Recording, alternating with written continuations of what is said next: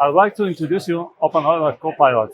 This is artificial intelligence agent that helps to manage and maintain your system.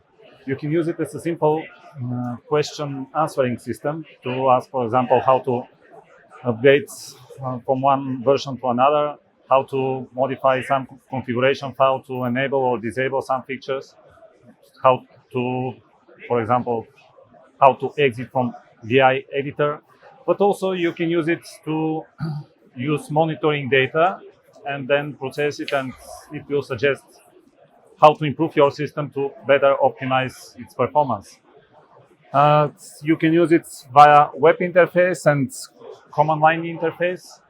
It uses cloud solution to process the request.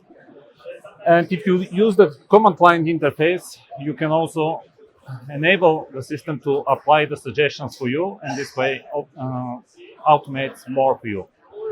If the user wants to use custom large language models with additional knowledge about custom software, they can use the sysRUNI infrastructure, and it provides support for many different large language models and different model file formats, so it's quite easy to extend it and use it for your own needs.